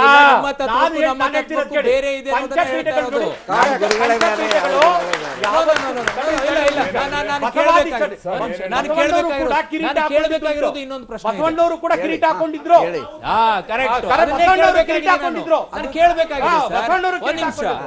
ಬಹಳಷ್ಟು ಚಿತ್ರಗಳನ್ನ ನೋಡ್ತಾ ಇದೀವಿ. ಪಂಚಪೀಠಗಳಲ್ಲಿರುವಂತಹ ಸ್ವಾಮೀಜಿಗಳ ಪ್ರಶ್ನೆಯನ್ನ ಕೇಳಿದೆ ನಾನು. ಬಹಳಷ್ಟು ಚಿತ್ರಗಳಲ್ಲಿ ಗಮನಿಸಿದಾಗ ಬಸವಣ್ಣನವ್ರು ಹಾಕಿರೋದು ಕಿರೀಟನೇ, ಅವರು ಕೂಡ ಆಭರಣ ಆಗಿ ನಿಂತಿರುವಂತವ್ರೆ. ಸೊ ಹಾಗಿದ್ದಾಗ ಅವರನ್ನಷ್ಟೇ ಯಾಕೆ ಪ್ರಶ್ನೆ ಮಾಡ್ಬೇಕು ನಾವು? ಬಸವಣ್ಣನವರು ಕಿರೀಟ ಹಾಕೊಂಡಿರೋದು ಜೊತೆಗೆ ಅವರೊಂದು ಖಡ್ಗನೂ ಇತ್ತು ಅವ್ರ ಜೊತೆಗೆ. ಹಾಗಂತ ಅವ್ರು ಯುದ್ಧ ಪ್ರಿಯರಾಗಿದ್ರು ಅಂತಲ್ಲ, ಅವರು ಪ್ರಧಾನಮಂತ್ರಿ ಆಗಿದ್ರು. ಪ್ರಧಾನಮಂತ್ರಿ ಪೋಷಾಕ ಅದು, ಪ್ರಧಾನಮಂತ್ರಿಗಳ ಪೋಷಾಕ ಅದು, ಅವ್ರ ಯೂನಿಫಾರ್ಮ್. ಭಾರತ ದೇಶದ ಪರಂಪರೆಯಲ್ಲಿ ಅರಸ ಮತ್ತು ಅರಸಿ, ರಾಜ, ರಾಣಿ ಮತ್ತು ಪ್ರಧಾನಿಯವರು ಕಿರೀಟವನ್ನು ಧರಿಸ್ತಾ ಇದ್ರು. ಭಾರತ ದೇಶದ ಒಂದು ಯೌಗಿಕ ಪರಂಪರೆ ಇದೆಯಲ್ಲ, ಅದೇ ಶೈವ ಪರಂಪರೆನೂ ಇದೆಯಲ್ಲ, ಶಿವ ಪರಂಪರೆ ಇದೆಯಲ್ಲ, ಅದರಲ್ಲೂ ಯಾರು ಕಿರೀಟ ಧರಿಸಿತಿರ್ಲಿಲ್ಲ. ಎಲ್ಲರೂ ಜಡೆ ಕಟ್ತಿದ್ರು, ಮುಡಿ ಕಟ್ತಿದ್ರು. ಮಾಡಿ ಸುಳ್ಳು ಹೇಳ್ತಾ ಇರೋದು ಇವರು. ಸಮರ್ಥನೆ ಮಾಡಕ್ ಆಗ್ತಿಲ್ಲ. ಯಾರು ವೀರಶೈವರು, ಯಾರು ಲಿಂಗಾಯತರು ಅಂತ ಬಸವಣ್ಣರು ಒಂದೇ ಒಂದು ವಚನ ಹೇಳ್ತೀನಿ. ಒಂದೇ ಒಂದು ನಿಮಿಷ ಸುಳ್ಳು ಅಂತ ಹೇಳ್ಬೇಡಿ.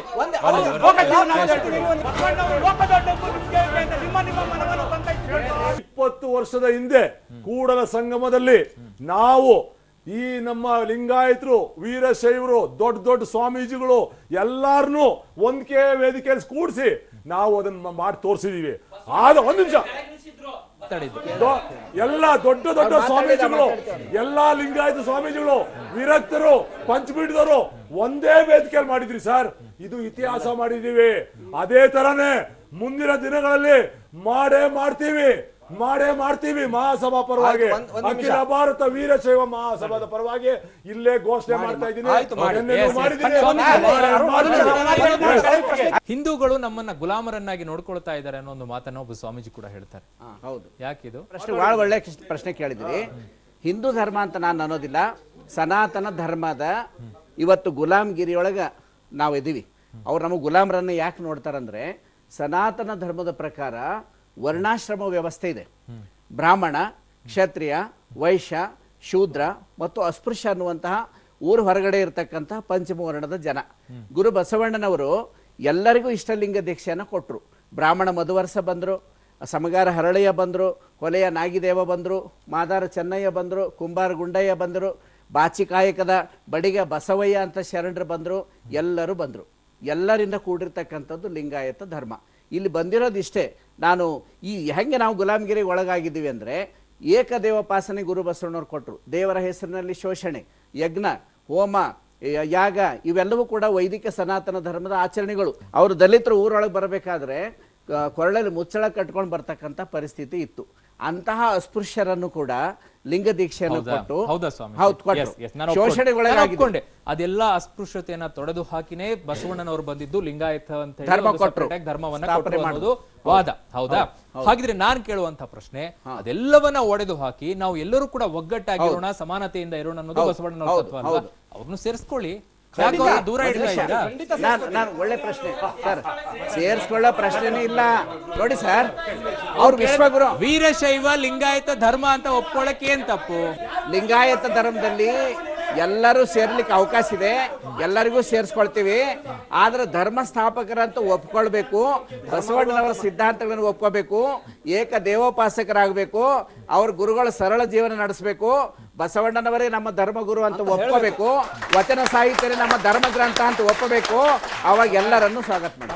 ಹಾಗಿದ್ರೆ ಬಸವ ತತ್ವದಲ್ಲಿರುವಂತ ಸಮಾನತೆಯ ಅರ್ಥ ಏನಾಗುತ್ತೆ? ಇದೆಲ್ಲ ನಾನು ಅದನ್ನ ನಂಬಿಕೊಂಡೇ ನೀನು ಬಾ ಅಂದ್ರೆ ನಾನು ನಿಮ್ಗೆ ಲಿಂಗಾಯತ ಧರ್ಮದಲ್ಲಿ ಸೇರಿಸ್ಕೊಳ್ತೇನೆ ಅನ್ನೋದು ಸಮಾನತೆಯ ಧರ್ಮ ಹೆಂಗಾಗುತ್ತೆ? ಪ್ರತಿಯೊಂದು ಧರ್ಮಕ್ಕೂ ಒಂದು ಸಿದ್ಧಾಂತ ಇರ್ತದೆ, ಒಂದು ತತ್ವ ಸಿದ್ಧಾಂತ ಇರ್ತದೆ.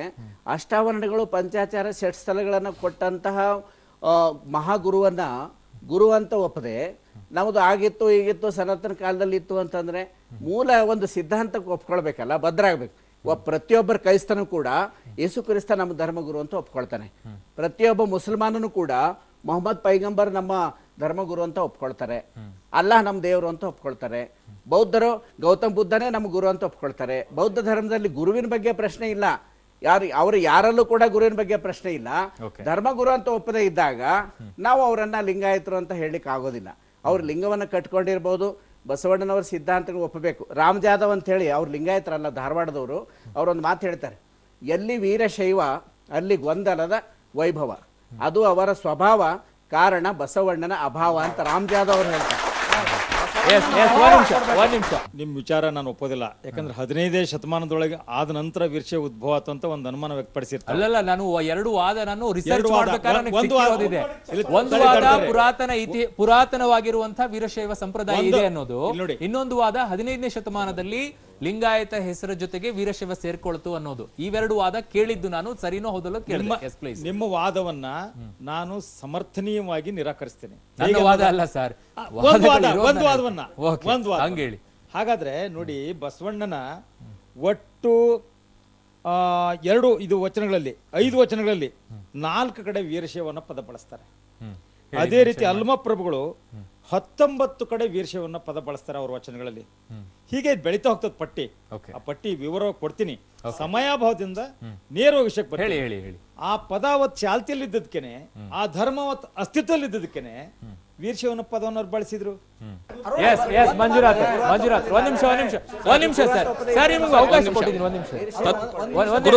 ಗುರು ಬಸವಣ್ಣವರು ಬ್ರಹ್ಮಪದ ಒಲ್ಲೆ ಅನ್ನೋದನ್ನ ಸ್ಪಷ್ಟವಾಗಿ ನಾವು ಎತ್ತಿ ಹಿಡಿತೀವಿ. ಯಾಕೆ ಅಂತಂದ್ರೆ ಕಲ್ಯಾಣದ ಕ್ರಾಂತಿ ಆದಾಗ ಅವ್ರೇನಾದ್ರೂ ಪದವಿ ಬೇಕಂದಿದ್ರು ಅಂದ್ರೆ ಪ್ರಧಾನಮಂತ್ರಿಯಾಗಿ ಉಳಿತಾ ಇದ್ರು. ಯಾಕೆ ತತ್ವಗಳನ್ನು ಎತ್ತಿ ಹಿಡಿಬೇಕು ಅಂತ ಹೋರಾಡಿದ್ರು ಅಂತಂದ್ರೆ ಶರಣರ ತತ್ವಕ್ಕೆ ಜಯ ಆಗ್ಲಿ ಅಂತ ಒಂದು. ಎರಡನೇದು ಅವ್ರು ಇನ್ನೊಂದು ಮಾತನ್ನ ಹಿಂತೆಗೆದುಕೊಳ್ಬೇಕು. ಯಾಕಂದ್ರೆ ತತ್ವಕ್ಕೆ ಚ್ಯುತಿ ಬಂದಾಗ ನಾವು ಘನಾಚಾರ ತತ್ವವನ್ನು ಪ್ರತಿಪಾದಿಸಬೇಕಾಗುತ್ತೆ. ಅದನ್ನು 12ನೇ ಶತಮಾನದಿಂದಲೂ ಪ್ರತಿಪಾದಿಸಿದ್ದಾರೆ. ಬಡಿವಾಳ ಮಾಚಿ ದೇವರು ಕೂಡ ಪ್ರತಿಪಾದಿಸಿದ್ದಾರೆ, ಶರಣರು ಪ್ರತಿಪಾದಿಸಿದ್ದಾರೆ. ಬಿಜ್ಜಳನ ವಧೆ ಕೂಡ ಆಗಿದೆ. ಅದಕ್ಕೆ ಇತಿಹಾಸಗಳಲ್ಲಿ ದಾಖಲೆಗಳಿವೆ. ಕೇವಲ ನಮ್ಮ ಮಾತಾಜಿ ಬರೆದಿದ್ದು ಅಷ್ಟೇ ಅಲ್ಲ, ಎಲ್ಲ ಸಂಶೋಧನಕಾರರು ಎಂ ಕಲಬುರ್ಗಿ ಅವರಿಂದ ಹಿಡಿದು ಎಲ್ಲರೂ ಕೂಡ ಅದನ್ನ ಬಳಸಿದ್ದಾರೆ ಅನ್ನೋದನ್ನ ನಾವು ಸ್ಪಷ್ಟವಾಗಿ ಅವರು ಅರ್ಥ ಮಾಡ್ಕೋಬೇಕು. ನಮ್ಮ ಸಿದ್ಧಗಂಗೆ ಸ್ವಾಮೀಜಿ ಅವರು ಒಂದು ಮಾತನ್ನು ಹೇಳ್ತಾ ಇದ್ದಾರೆ. ಸಿದ್ಧಗಂಗೆ ಸ್ವಾಮೀಜಿ ಅವರು ಹೇಳ್ತಾರೆ, ಸಮಾಜದ ಒಳಿತಿಗಾಗಿ ಇವತ್ತು ಅಖಿಲ ಭಾರತ ವೀರಶೈವ ಸಮಾಜದ ಒಳಿತಿಗಾಗಿ ಒಗ್ಗಟ್ಟಿಗಾಗಿ ಅಖಿಲ ಭಾರತ ವೀರಶೈವ ಮಹಾಸಭಾ ಎಲ್ಲಿದೆ ಒಗ್ಗಟ್ಟು? ಇವ್ರು ಒಂದೇ ಗುಂಪಲ್ಲ. ವೀರಶೈವ ಲಿಂಗಾಯತ ಪದವನ್ನು ಎಲ್ಲ ಕಟ್ಟಡಗಳಲ್ಲೂ ವೀರಶೈವ ಲಿಂಗಾಯತ ಭವನವನ್ನು ಮಾಡ್ತಾ ಇದ್ದೀವಿ. ಇವ್ರು ಒಂದೇ ಗುಂಪು, ನಾವೇನ್ ಕೇಳ್ತಾ ಇಲ್ಲ.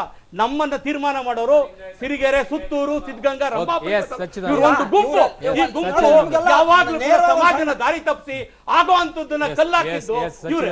ಈಗ ನಿಮಗೆ ಬಸವಣ್ಣವರೇ ಒಂದು ಸಣ್ಣ ಪ್ರಶ್ನೆ ಕೇಳ್ತಾರೆ ಅವ್ರ ವಚನದ ಮೂಲಕ. ನೀವು ಸ್ವಲ್ಪ ಪ್ರೌಢವಾಗಿ ಯೋಚನೆ ಮಾಡಿಬಿಟ್ಟು ಅದಕ್ಕೆ ಉತ್ತರ ಹೇಳ್ಬೇಕು. ನೀವು ಗುರು ಬಸವಣ್ಣನವರನ್ನ ವೀರಶೈವ ಮತೋದ್ಧಾರಕರು ಅಂತ ಕರಿತೀರಿ. ನಿಮ್ಮ ಮಾತಿಗೆ ನಾನು ಒಪ್ಕೊಂಡೆ ಅಂತ ಇಟ್ಕೊಳ್ಳಿ. ಅವರು ವೀರಶೈವ ಮತೋದ್ಧಾರಕರನೇ, ಲಿಂಗಾಯತ ಧರ್ಮ ಸ್ಥಾಪನೆನೇ ಮಾಡಿಲ್ಲ. ಅವಾಗ ಅಂಥ ಬಸವಣ್ಣವ್ರು ಒಂದು ಮಾತು ಹೇಳ್ತಾರೆ. ಅವ್ರ ಮಾತು ಕೇಳ್ಬೇಕಲ್ವಾ? ವೀರಶೈವ ಮತೋದ್ಧಾರಕ ಬಸವಣ್ಣವ್ರ ಮಾತುಗಳು ನೀವು ಕೇಳ್ಬೇಕು ತಾನೆ. ಅವ್ರು ಹೇಳ್ತಾರೆ, ದ್ವಿಜರಿಗೆ ಕೊಟ್ಟು ಹಲವರು ಕೆಟ್ಟರು, ಉದ್ಧರಿಸುವವನೊಬ್ಬ ಶಿವಶರಣ ಸಾಲದೆ, ನಾರಾಯಣ ವೃದ್ಧ ಬ್ರಹ್ಮಣ್ಣನಾಗಿ ಬಂದು ಬಲಿಯ ಭೂಮಿಯ ಬೇಡಿದ, ಕೊಟ್ಟ ಬಲಿ ಬಂಧನಕ್ಕೆ ಸಿಕ್ಕಿದ, ಈಶ ಭಕ್ತನಾಗಿ ಬಂದು ದಾಸನ ವಸ್ತ್ರವ ಬೇಡಿದ, ಕೊಟ್ಟ ದಾಸ ತವನಿಧಿಯ ಪಡೆದ, ಕಪಟದಿಂದ ನಾರಾಯಣ ಹಾರುವನಾಗಿ ಬಂದು ಕರ್ಣನ ಕವಚವ ಬೇಡಿದ, ಕೊಟ್ಟ ಕರ್ಣ ಕಳದಲ್ಲಿ ಮಡಿದ, ಕಾಮಾರಿ ಜಂಗಮವಾಗಿ ಬಂದು ಸಿರಿಯಾಳನ ಮಗದ ಬೇಡಿದ, ಕೊಟ್ಟ ಸಿರಿಯಾಳ ಶೆಟ್ಟಿ ಕೈಲಾಸಪುರ ಕಂಚಿಪುರ ಕೈಲಾಸ ಕೊಯ್ದ. ಕೇಳಿ ಪೂರ್ತಿ ಪ್ರೌಢವಾಗಿ ಯೋಚನೆ ಮಾಡಿ. ಅವ್ರಿಗೆ ವಚನ ಸಾಹಿತ್ಯ ಹೇಳಿದ್ರೆ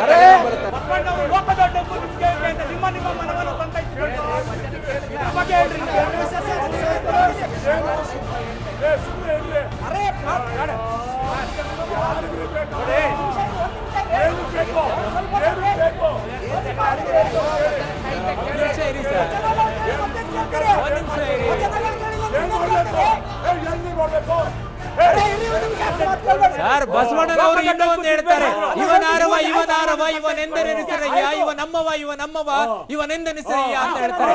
ಹಂಗಿದ್ರೆ ಎಲ್ಲಿದೆ ಇವರು? ಎಲ್ಲಿದೆ ಬಸವಣ್ಣನವರು ಹೇಳಿದ್ದನ್ನ? ವಧುವ ಬೇಡಿದ, ಕೊಟ್ಟ ಬಲ್ಲಾಳ ಸ್ವಯಲಿಂಗಿಯಾದ, ಅದು ಕಾರಣ ಅಲ್ಲಿಯೂ ಲೇಸು ಇಲ್ಲಿಯೂ ಲೇಸು, ಕೊಡಿರೇ ನಮ್ಮ ಕೂಡಲ ಸಂಗನ ಶರಣರಿಗೆ ಅಂತ ವೀರಶೈವ ಮತೋದ್ಧಾರಕ ಬಸವಣ್ಣರು ಹೇಳಿದ್ರು. ನಿಮ್ ಮನೆಗೆ ಒಬ್ಬ ಜಂಗಮ ಬಂದು ನಿಮ್ ಮಗನ್ ತಲೆ ಕಳೆದು ಕೊಡು ಅಂದ್ರೆ ನೀವು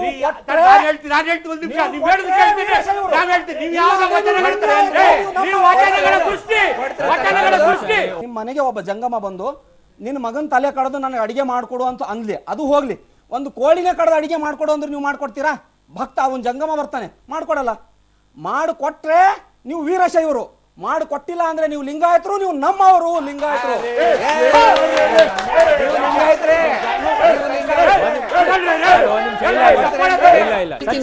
ಪ್ರಶ್ನೆ ಕೇಳಾಯ್ತಲ್ಲ, ಭಕ್ತ ಸಿರಿಯಾಳ ಕಥೆಗಳು ಎಲ್ರಿಗೂ ಗೊತ್ತಿರೋ ವಿಷಯನೇ ಇಲ್ಲ ಅಂತಲ್ಲ. ಅಲ್ಲಿ ತಲೆ ಕಡ್ದಿದ್ದು ಅಂತ ಭಕ್ತಿ ಅಂತ ಕಾಲ ಇವಾಗಿಲ್ಲ, ಗೊತ್ತಾಯ್ತಾ? ಇವಾಗ ಅವ್ರು ಕೇಳ್ತಾ ಇರೋದೇನು, ನಾವು ನಿಮ್ಮ ಜೊತೆ ಬರ್ತೀವಿ ಅಂತ ಅವ್ರು ಕೇಳ್ತಾ ಇರೋದು, ಗೊತ್ತಾಯ್ತಾ? ಬಸವಣ್ಣವ್ರು ಹೇಳಿರೋದೇನು, ಜಾತಿ ಎಲ್ಲದ ಜಾತಿನೇ ಅವರು ನಮ್ಮ ಪಂಗಡಕ್ಕೆ ಸೇರಿಸ್ಕೊಂಡಿರುವಾಗ ನೀವ್ಯಾಕೆ ಅವ್ರನ್ನ ಬೇಡ ಅಂತೀರಾ? ಅವರು ನಮ್ಮ ಬಸವ ತತ್ವಗಳನ್ನ ಅನುಸರಿಸ್ಕೊಂಡು ಬರೋದಾದ್ರೆ ಅವ್ರು ಬರಲಿ ನಮ್ಮ ಇದಕ್ಕೆ. ಒಬ್ಬ ತಂದೆಗೆ 2 ಮಕ್ಳಿದ್ದಾಗೆ, ಈ ಮಗ ನಾನು ಬರ್ತೀನಿ ಅಂದ್ರೆ ಆ ತಂದೆ ಬೇಡ ಅನ್ನಲ್ಲ. ತಂದೆ ಬಸವಣ್ಣವರು, ಅದಕ್ಕಿಂತ ಮೀರಿದ್ದು ಮೇಲೊಬ್ಬ ಒಂದು ಶಕ್ತಿ, ಆ ಶಕ್ತಿ ದೇವರು ಅಂತ ಇದ್ದಾನೆ. ನಾವು ನಾನು ಫಸ್ಟೇ ಹೇಳಿದೆ, ಮೊದಲು ನಾವು ಮಾನವರಾಗಬೇಕು. ನಾವು ಇಲ್ಲ ಮಾಡಿದ್ದನ್ನ ಹಂಚ್ಕೊಂಡು ತಿನ್ನೋ ಅಷ್ಟು ಒಂದು ಮನಸ್ಸಿರ್ಬೇಕು. ಇವನವರ ಹೇಳಿದಂಗೆ ಇನ್ನೊಂದು ಹೇಳಿದ್ದಾರೆ, ತತ್ವದ ಬಗ್ಗೆ ಬಹಳ ವಿಶೇಷವಾಗಿ ಹೇಳಿದ್ದಾರೆ. ನಂಬಿದ ಹೆಂಡತಿಗೆ ಗಂಡನೊಬ್ಬ ಕಾಣಿರೋ, ನಂಬಬಲ್ಲ ಭಕ್ತನಿಗೆ ದೇವನೊಬ್ಬ ಕಾಣಿರೋ, ಮತ್ತೊಂದ ಕೆರೆಗಿದರೆ ಕಿವಿಮೂಗ ಕೊಯ್ಯುವ ನಮ್ಮ ಕೂಡಲ ಸಂಗಮ ದೇವ ಅಂತ ಹೇಳಿದ್ದಾರೆ. ಹಂಗಾಗಿ ಒಬ್ಬನೇ ಗುರು, ಒಬ್ಬರೇ ದೇವರು ಅಂತ ನಂಬಿ ಯಾರು ಬರ್ತಾರೋ ಅವರೆಲ್ಲರೂ ಲಿಂಗಾಯತರು. ಕೊನೆಯದಾಗಿ ಹೇಳಿ, ಕೊನೆ ಮಾತನ್ನ ಹೇಳಿ. ನೋಡಿ ಸರ್, ಇವ್ರು ಹೇಳ್ಕೊಂಡು ಇವ್ರು ಕರ್ಕೊಂಡವ್ರಿಗೆ ಬಂದು ಚಪ್ಪಾಳೆ ಕೊಟ್ಕೊಡೋದಲ್ಲ. ನೋಡಿ, ಸಮಾಜ ಒಗ್ಗಟ್ಟಿಗಾಗಿ ಪಂಚಪೀಠಗಳು ಬಸವಾದಿ ಶರಣ ಪರಂಪರೆ ಇರೋರು ಒಗ್ಗಟ್ಟಾಗಿ ಸಮಾಜನ ಕಾಪಾಡಬೇಕು. ಹಿಂದೆ ಸಿದ್ಧಾಂತ ಶಿಖಾಮಣಿಯಲ್ಲಿ ವೃತ್ತಿ ಚೈತನ್ಯ ರೂಪಿಣಿ ಹೇಳಿದ್ರೆ 12ನೇ ಶತಮಾನದಲ್ಲಿ ಕಾಯಕ ಕೈಲಾಸ ಇದೆ. ನಮ್ಗೆ ಎರಡು ಕಂಡಂತಿದ್ದಂತೆ ನಾವು ಯಾವ ಸಮಾಜವನ್ನು ಒಡೆಯಕ್ಕೆ ನಾವು ಬಿಡೋದಿಲ್ಲ, ಒಂದಾಗಕ್ಕೆ ಪ್ರಯತ್ನ ಮಾಡ್ತೀವಿ. ನಮ್ಮ ಸಿರಿಗೆರೆ, ಸುತ್ತೂರು, ಸಿದ್ಧಗಂಗಾ, ರಂಭಾಪುರಿ ಎಲ್ಲರ ಮಠ ಹಿರಿಯರನ್ನ ಏನ್ ಕೂರಿಸ್ಬಿಟ್ಟು ತೀರ್ಮಾನ ತೀರ್ಮಾನ ತಗೊಳ್ತೀವಿ, ಅದಕ್ಕೆ ನಾವೆಲ್ಲರೂ ಮಾಡ್ಬೇಕು. ಒಂದೇ. ಲಾಸ್ಟ್ ಕೊನೆಯದಾಗಿ ಅವೆಲ್ಲ ಒಂದೇ. ಕೊನೆಗೆ ಹೇಳ್ತಾ ಇದ್ದೀನಿ, ಅಖಿಲ ಭಾರತ ವೀರಶೈವ ಮಹಾಸಭಾ ಶಾಮನೂರ್ ಶಿವಶಂಕರಪ್ಪ ಈಶ್ವರ್ ಖಂಡ್ರೆ ಪರವಾಗಿ ಮಾತಾಡ್ತಾ ಇದ್ದೀನಿ. ಇದನ್ನ ಒಂದು ಮಾಡೇ ಮಾಡ್ತೀವಿ, ಹೋರಾಟ ಮಾಡೇ ಮಾಡ್ತೀವಿ. ಓಕೆ, ಕೊನೆಯದಾಗಿ ಈ ಕಡೆ ಒಬ್ರು ಕೊನೆಯದಾಗಿ ವಚನ ಸಾಹಿತ್ಯ, ಧರ್ಮ ಸಂಹಿತೆ, ಸಪ್ತ ಸೂತ್ರಗಳ ಒಂದು ವಚನ ಇದೆ. ಕಳಬೇಡ, ಕೊಲಬೇಡ, ಉಸಿ ನುಡಿಲು ಬೇಡ, ಅದೆಲ್ಲ ಇದೆ. ಓಕೆ, ಅದರಲ್ಲಿ ತನ್ನ ಬಣ್ಣಿಸಬೇಡ, ಇದರ ಹಳಿಯಲು ಬೇಡ, ಎರಡು ಪದ ಬರ್ತದೆ. ಓಕೆ. ಮಾತಾಜಿಯವರು ಕೂಡಲ ಸಂಗಮ ದೇವ ತೆಗೆದುಬಿಟ್ಟು ಲಿಂಗದೇವ ಹಾಕಿದಾಗ ಅದು ಇದರ ಹಳೆ- ಇದರ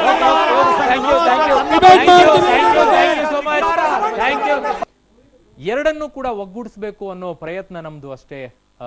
ಯಾಕಂದ್ರೆ ಒಡೆದು ಹೋಗ್ಬಾರ್ದು ಯಾವುದು ಕೂಡ, ಎಲ್ಲರೂ ಕೂಡ ಒಗ್ಗಟ್ಟಾಗಿ ಹೋಗ್ಬೇಕು ಅನ್ನೋ ಉದ್ದೇಶ ನಮ್ದು.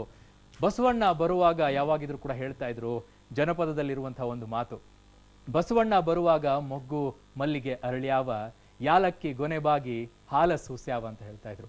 ಬಸವಣ್ಣ ಬರಬೇಕಾದ್ರೆ ಹಾಗಿರುವಂತಹ ಸಂದರ್ಭದಲ್ಲಿ ಈಗ ಯಾಕೆ ನಾವು ಹೀಗೆ ಹೋಗ್ತಾ ಇದೀವಿ ಅನ್ನೋ ಪ್ರಶ್ನೆ ನಮ್ಮ ಮುಂದೆ ಬರುತ್ತೆ.